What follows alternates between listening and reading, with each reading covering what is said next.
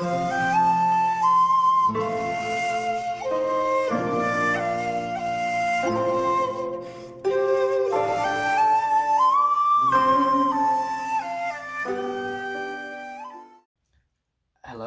and welcome to Karate Time.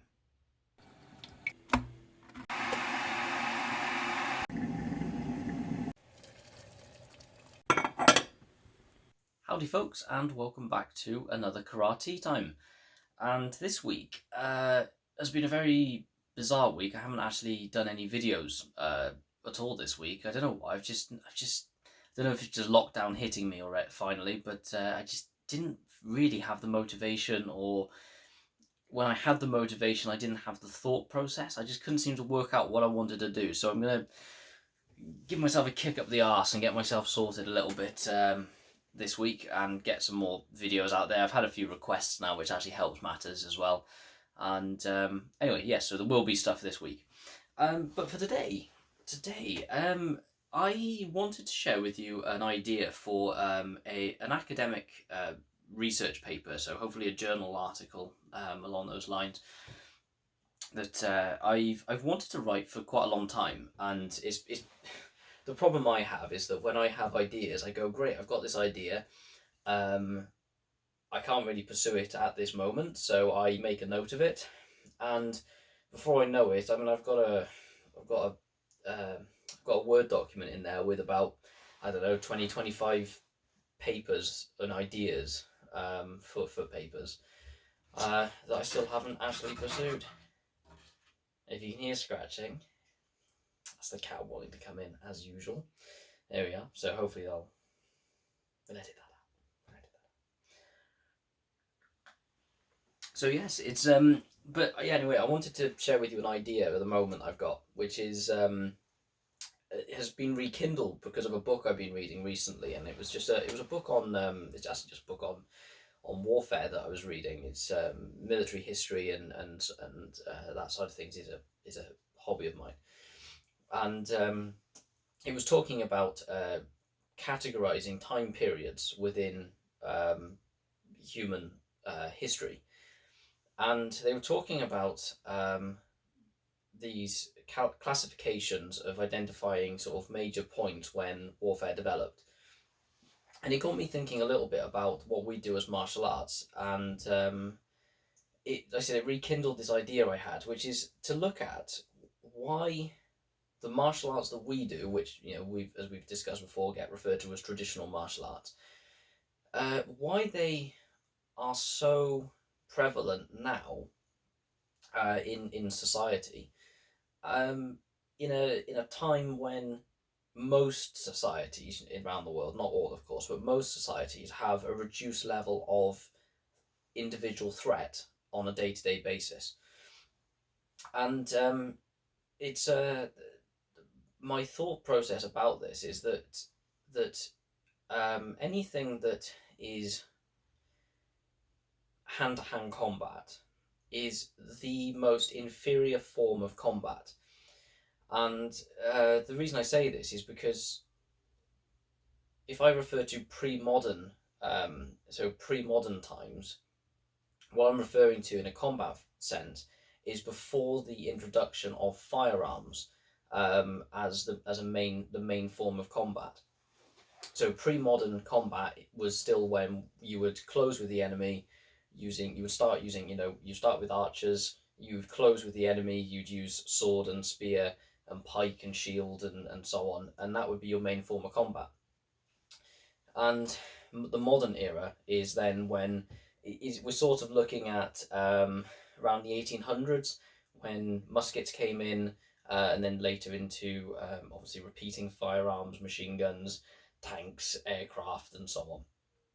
And the reason I say this is because the most inefficient form of combat, or not inefficient, that's probably the wrong word, the most inferior form of combat is close combat with hands, no weapon. There's no denying it that fighting with fist and hand and head and elbow is the worst possible scenario. It's not as good as armed combat. Which of course begs the question, why don't we practice armed combat? Well, the simple reason is we're not allowed to carry weapons. And that to me is one of the reasons why there are so many martial arts out there now, because it's the most common form of combat for a non military sense, so a non warfare sense. It's the most likely form of conflict that's going to happen for your average individual. So what I want to look at with this research paper is why uh, there is more scrutiny now on martial arts and how they differ from the pre-modern versions of what we do. Because the simple fact of the matter is that I mean, as you know, kata is a massive thing for me. I love kata, but a lot of people don't understand kata because the time period that many kata were invented was during that period of pre-modern warfare, and so the pre-firearm era of warfare. You you would fight with so the typical process of fighting is your polearm, your spears, and and your glaives and all your other type of weapons along those lines. That would be your primary weapon, ideally. This is why many weapons are based on farm tools. A hoe would become a farm tool because it had range, it had reach, and your militias grabbed whatever they could. So your pole arms would be superior to sword. Um, it's not to say your sword isn't useful, but the place where your sword becomes handy is because it's a sidearm. It can be strapped to your body, so you would drop your pole arm, you would draw your sword. If you lose your sword, that's when you end up in unarmed combat. So this is why soldiers to this day still practice unarmed combat. They practice close range engagement because if it ever comes to that stage, they need to be able to do it. The problem is for us though is that as martial artists, what we do is not grounded in combat, as in warfare combat. Their skills were needed to not only protect themselves but to ultimately defeat in the broadest possible terms and the most narrow as well, ideally probably killing that other soldier. It was life or death, and the problem we have now, of course, is that we would aim to not do that. So the martial arts we do now that we refer to as traditional martial arts, yes, they have their roots in those combat forms.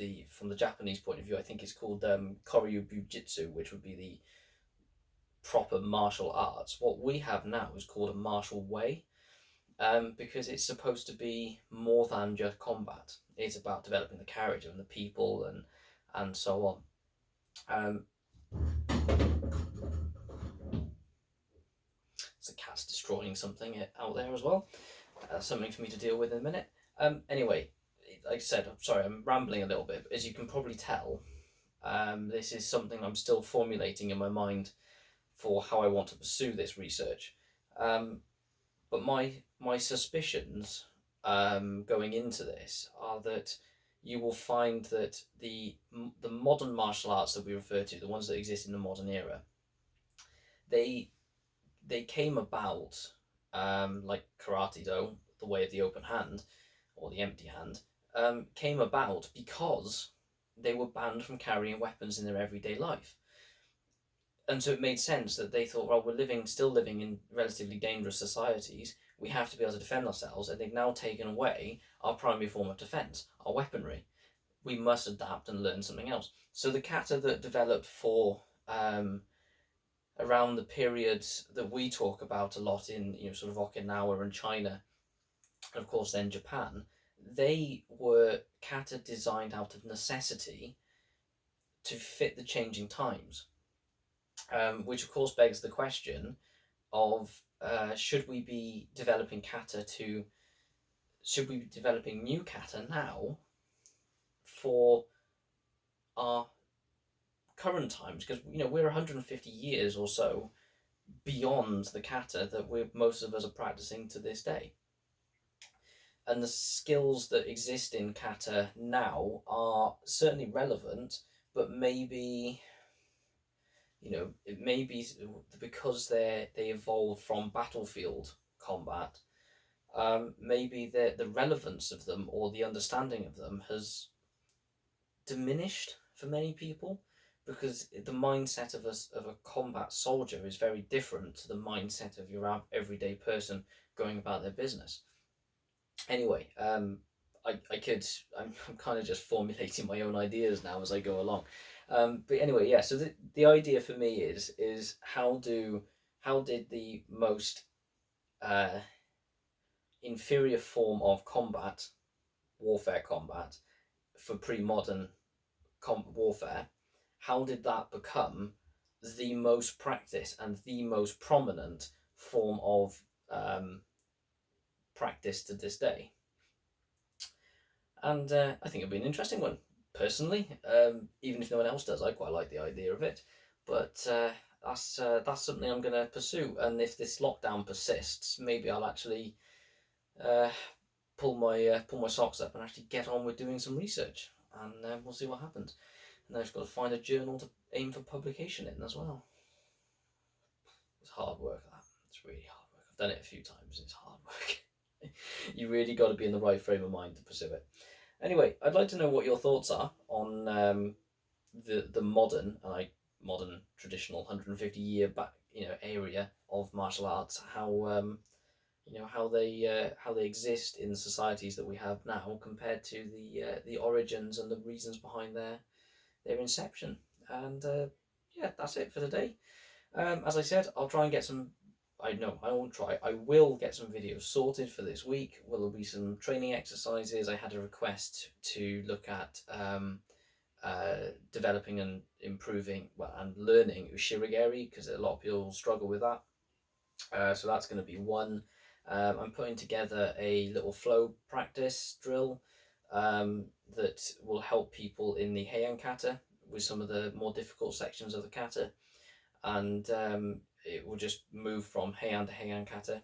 So I'm just sort of coming up with the way I want to perform that. So there will be something this week. And on that note, thank you very much, and enjoy your brew if you've got one with you. And I'll catch you next time. Thank you very much, everyone. Cheerio.